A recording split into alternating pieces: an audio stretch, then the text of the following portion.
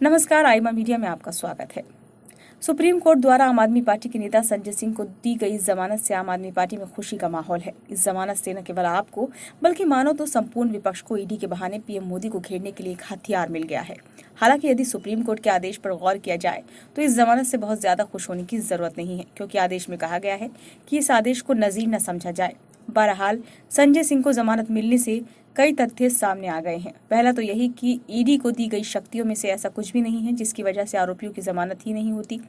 यदि सत्येंद्र जैन को उनकी जमानत अवधि समाप्त होने से पहले ही अदालत ने दोबारा जेल भेज दिया तो इसका मतलब है कि उनके खिलाफ धन शोधन का गंभीर मामला है, जिसकी अदालत अनदेखी नहीं कर सकती। यदि बार बार मनीष सिसोदिया की जमानत याचिकाएं जिला अदालत से सुप्रीम कोर्ट तक खारिज हो रही हैं तो ऐसा कुछ ईडी के पास सबूत है कि जिसकी वजह से संबंधित अदालतें आरोपियों की अपेक्षा ईडी की दलीलों पर विश्वास कर रही हैं।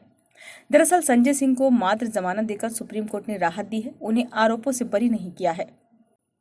सुप्रीम कोर्ट के तीनों जजों ने दो टूक शब्दों में कहा कि इस फैसले को नजीर के तौर पर प्रस्तुत नहीं किया जा सकता जिससे कि मामले के गुण दोष पर विचार हो सके। इसका मतलब है कि सुप्रीम कोर्ट बचाव पक्ष के इस तर्क से सहमत थे कि संजय सिंह के ठिकानों से धन की बरामदगी नहीं हुई है, लेकिन साथ ही सुप्रीम कोर्ट के जज ये भी कहते हैं कि संजय सिंह के खिलाफ मुकदमा चलता रहेगा। इसका मतलब जजों का मानना था कि संजय सिंह पर मुकदमा तो चलता रहे, यदि प्रवर्तन निदेशालय को अब पूछताछ नहीं करनी है तो उन्हें जेल में नहीं रखा जा सकता। इसलिए जजों ने प्रवर्तन निदेशालय के अधिवक्ता से बार बार कहा कि पूछकर बताएं कि क्या अभी पूछताछ की जरूरत है अथवा उन्हें जमानत दी जानी चाहिए। दिलचस्पी की बात तो यह है कि प्रवर्तन निदेशालय के अधिवक्ता ने कहा कि संजय सिंह को जमानत दी जानी चाहिए। इसका मतलब ये हुआ कि अदालतें उन लोगों को यदि जमानत पर रिहा करना चाहती हैं जिनसे तत्काल पूछताछ नहीं होनी है।